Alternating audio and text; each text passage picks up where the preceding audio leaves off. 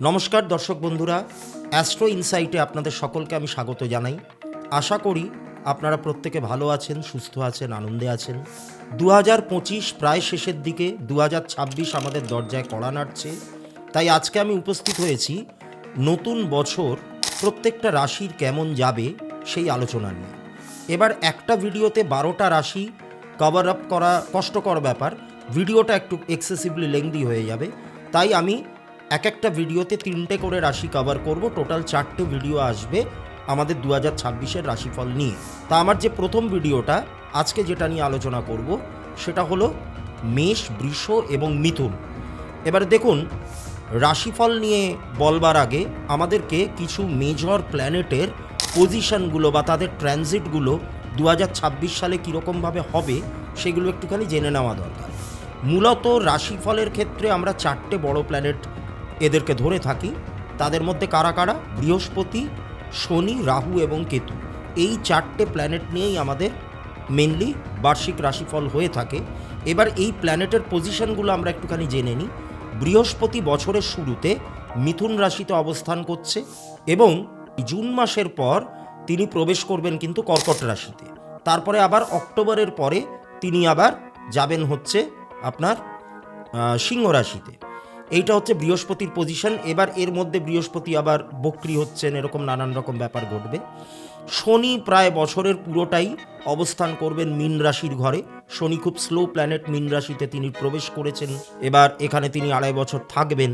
তাই 2026-এ শনির কিন্তু কোনো মেজর ট্রানজিট নেই, শুধু বছরের মাঝামাঝি সময় তিনি একটু বক্রি হবেন, এইটুকুই শনির ক্ষেত্রে বলা যেতে পারে। আর রাহু আর কেতু দুজনেই বছরের একদম প্রায় পুরোটাই মানে এন্টার ভাগটাই বলতে পারেন, প্রায় নভেম্বর পর্যন্ত রাহু অবস্থান করবে কুম্ভ রাশিতে। আর আপনারা জানেন যে রাহুর ঠিক অপোজিট পজিশনে অবস্থান করে হচ্ছে কেতু। কেতু অবস্থান করবে হচ্ছে 5th হাউস, মানে আমাদের কালপুরুষের যে 5th হাউস যেটা, অর্থাৎ সিংহ রাশির ঘর, সেখানে কেতু অবস্থান করবে। তাহলে এইটা হচ্ছে আমাদের প্ল্যানেটারি পজিশনগুলো আমি আপনাদেরকে আগে জানিয়ে দিলাম। এইবার আমি রাশিফলে আসব। মেষ রাশি দিয়ে আমি প্রথমে শুরু করব।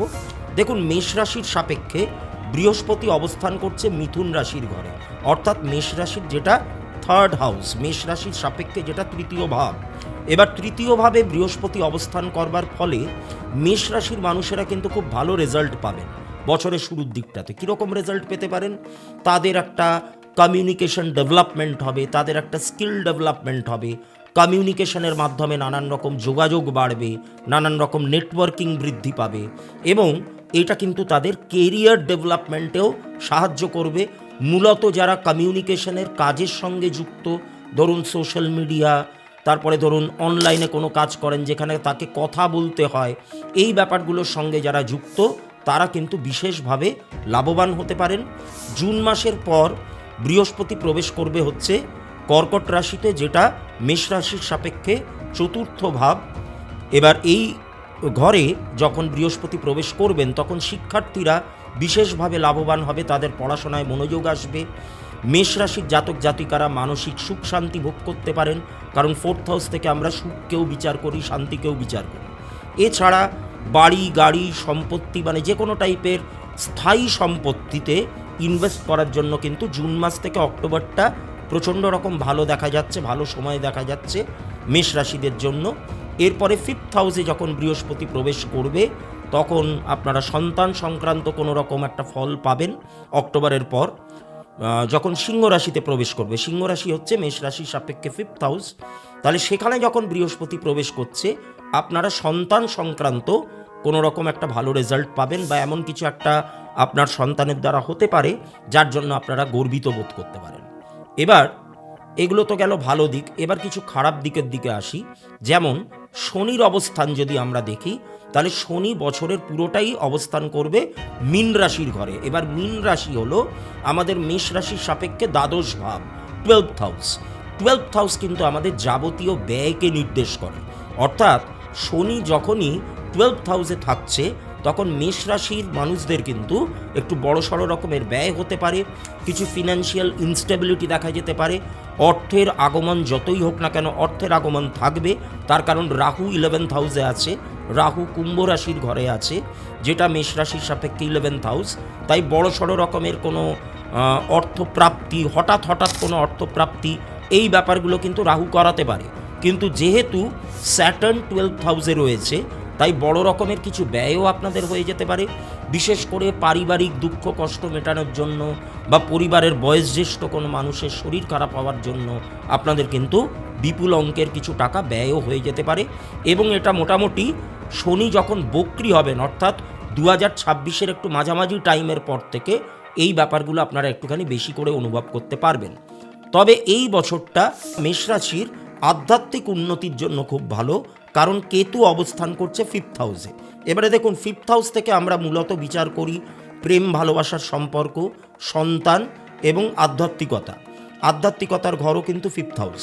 এবার সন্তানের ক্ষেত্রে আমি একটা ব্যাপার বলে দিই, সেটা হচ্ছে জুপিটার 5th হাউসে প্রবেশ করছে।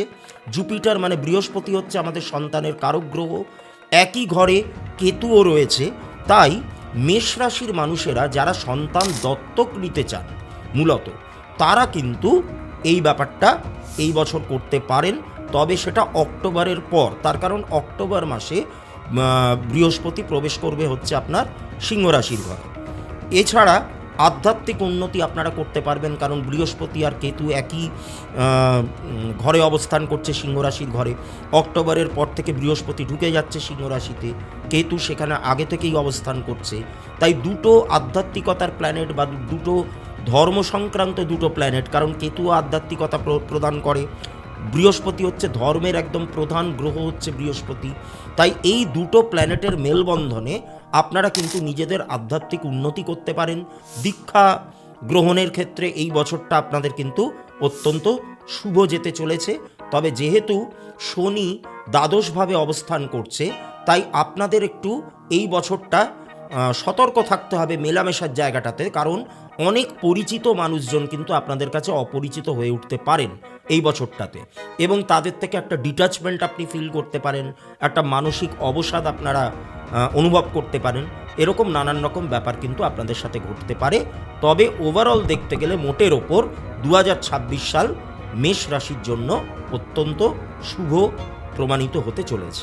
এবার আসি বৃষ রাশির প্রসঙ্গে।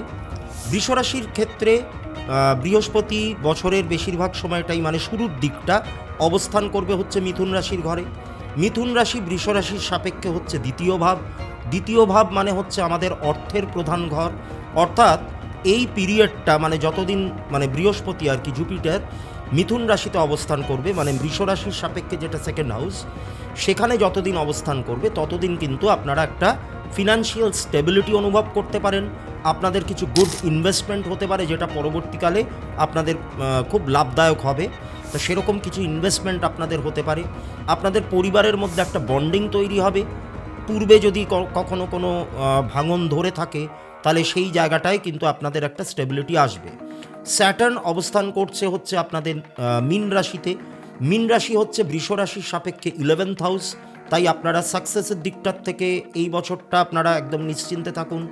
মানে অনেক অনাকাঙ্ক্ষিত সাকসেস, যেটা আপনাদের অনেক দিন ধরে আটকে ছিল, যেটা আপনারা পাচ্ছিলেন না, বহুল প্রতীক্ষিত, সেরকম কিছু সাকসেস আপনারা পেয়ে যেতে পারেন। শনি হচ্ছেন আপনাদের 10th হাউসের লর্ড, অর্থাৎ কুম্ভ রাশির লর্ড। 10th হাউসের লর্ড 11th হাউসে বসে আছে, তাই কেরিয়ার গ্রোথ একটা আপনারা পেতে পারেন। এবং 10th হাউস অর্থাৎ আপনাদের কুম্ভ রাশিতে রাহু যেহেতু অবস্থান করছে, তাই একটা কেরিয়ারের ক্ষেত্রে বা আপনাদের প্রফেশনাল ফিল্ডে একটা আনএক্সপেক্টেড কিছু অপরচুনিটি আপনাদের কাছে চলে আসতে পারে। কারণ রাহু যখনই কিছু করে তখনই সেটা মানে হঠাৎ করে, মানে যেগুলো আপনারা হয়তো ভাবতে পারছেন না বা আপনাদের কল্পনারও বাইরে, সেরকম কিছু ঘটনা কিন্তু রাহু ঘটিয়ে দিতে পারে। তাই অনাকাঙ্ক্ষিত কিছু ব্যাপার ঘটে যেতে পারে এবং সেটা ভালোর দিকেই ঘটতে পারে। তবে জব সুইচ করার কিছু অফার আপনাদের আসতে পারে, সেই ক্ষেত্রে কিন্তু একটুখানি বুঝে শুনে করবেন, তা না হলে কিন্তু কর্ম চলে যাওয়ারও একটা ব্যাপার আছে। তো সেই জায়গাটা একটুখানি দেখে নেবেন। অর্থাৎ যখনই আপনি কোম্পানি সুইচ করছেন বা কোনো একটা নতুন ব্যবসার দিকে যাচ্ছেন, একটা ব্যবসা বন্ধ করে দিয়ে, তখন একটু ভালো করে আপনাকে বুঝে শুনে নিয়ে যেতে হবে, যাতে ওই জায়গাটাতে কোনো রকম সমস্যা না আসে। কেতু অবস্থান করবে আপনাদের 4th হাউসে, অর্থাৎ সিংহ রাশির ঘরে, যেটা আপনাদের মানে বৃষরাশির সাপেক্ষে যেটা 4th হাউস, তাই পড়াশোনায় কিছু অমনোযোগ দেখা যেতে পারে বা পড়াশোনায় কিছু জটিলতা, কিছু সমস্যার সৃষ্টি হতে পারে। তবে যারা মেডিকেল সায়েন্স নিয়ে পড়াশোনা করছেন বা যারা ফরেনসিক স্টাডির সঙ্গে যুক্ত, কেমিস্ট্রি নিয়ে পড়াশোনা করছেন, কেমিক্যাল নিয়ে পড়াশোনা করছেন, যেমন কেমিক্যাল ইঞ্জিনিয়ারিংয়ের ব্যাপারগুলো, এই পড়াশোনাগুলোর সঙ্গে যারা যুক্ত রয়েছেন তারা কিন্তু বিশেষভাবে লাভবান হতে পারেন এই বছরটাতে। তবে কেতু যেহেতু 4th হাউসে রয়েছে, 4th হাউস মানে আমাদের মায়ের সাথে সম্পর্ককে নির্দেশ করে, তাই সেই জায়গাটাতে একটা দূরত্ব হতে পারে। আমাদের মানসিক সুখ শান্তির জায়গাটা কিছুটা হলেও বিঘ্নিত হতে পারে এই বছরটাতে, এটা বৃষ রাশিদের ক্ষেত্রে হবে। এবার আসি মিথুন রাশির প্রসঙ্গে। দেখুন, মিথুন রাশিতে বৃহস্পতি নিজেই অবস্থান করছে বছরের শুরুর দিকটাতে, অর্থাৎ আপনাদের রাশির ঘরেই বৃহস্পতি আছেন। এই বছরের শুরুটা মিথুন রাশির মানুষেরা সেলফ অ্যানালিসিস, পার্সোনালিটি ডেভেলপমেন্ট, এইগুলো কিন্তু আপনাদের হতে পারে। এগুলোর জন্য একটা অত্যন্ত সুসময় আপনাদের জন্য রয়েছে। এরপর বৃহস্পতি প্রবেশ করবে আপনাদের 2nd হাউস, অর্থাৎ কর্কট রাশির ঘরে, মিথুন রাশির সাপেক্ষে যেটা 2nd হাউস। তাই ফিনান্সিয়াল স্টেবিলিটি, ফিনান্সিয়াল গ্রোথ এই বছরে আপনারা পাবেন। পারিবারিক দিক থেকে কিন্তু এই বছরটা অত্যন্ত শুভ। 10th হাউস অর্থাৎ আপনাদের মানে মিথুন রাশির সাপেক্ষে যেটা 10th হাউস অর্থাৎ মীন রাশির ঘর, সেখানে রয়েছে শনি। শনি বছরের পুরোটাই এই রাশিতে থাকবেন, তিনি তার কোনো স্থান পরিবর্তন করবেন না, বরং বছরের মাঝামাঝি সময় গিয়ে তিনি রেট্রোগ্রেড হবেন, অর্থাৎ বক্রী হবেন। তাই কর্মে আপনাদের একটুখানি বাধা আসতে পারে। কেন বলছি? তার কারণ মিথুন রাশির সাপেক্ষে যেটা 8ম ভাব অর্থাৎ মকর রাশির যে ঘরটা, তার অধিপতি হচ্ছেন শনি। তিনি বসে আছেন কিন্তু 10th হাউসে, আপনাদের কর্মের ঘরটাতে। তাই সেখানে একটুখানি বাধা বিপত্তি, অপমান বদনামের শিকার হওয়া, ওয়ার্ক লোড বেড়ে যাওয়া, যে কোনো প্রজেক্টেই আপনি হাত দিচ্ছেন বা যে কোনো কাজ আপনি করতে যাচ্ছেন সেখানেই একটা অহেতুক একটা বিলম্ব হওয়া, এই ব্যাপারগুলো কিন্তু আপনাদের সাথে ঘটতে পারে। একটাই সাজেশন, সেটা হলো আপনারা ধৈর্যের সাথে কাজ করুন, নিয়মানুবর্তিতার সাথে কাজ করুন, তাহলে কিন্তু ধীরে ধীরে এই বাধাগুলো কাটবে। কারণ শনি ডিলে করালেও রেজাল্ট কিন্তু তিনি দেন, তিনি একেবারেই কিন্তু মুখ ফিরিয়ে নেন না। রাহু অবস্থান করছে আপনাদের 9th হাউসে, অর্থাৎ আপনাদের দূর ভ্রমণ হতে পারে। আপনাদের ভাগ্যের মধ্যে যে বিড়ম্বনাগুলো ছিল বা আছে, সেগুলো হঠাৎ করে সেই ব্লকেজগুলো কেটে যেতে পারে। নতুন কোনো অপরচুনিটিস রাহু কিন্তু আপনাদেরকে প্রদান করতে পারে। উচ্চশিক্ষার ক্ষেত্রে যারা মূলত ধরুন ম্যানেজমেন্ট কোর্স নিয়ে পড়ছেন বা আর্টিফিশিয়াল ইন্টেলিজেন্স নিয়ে পড়ছেন, সেই জায়গাতে কিন্তু লাভবান আপনারা হবেন। কেতু অবস্থান করছে সিংহ রাশির ঘরে, যা মিথুন রাশির সাপেক্ষে 3rd হাউস।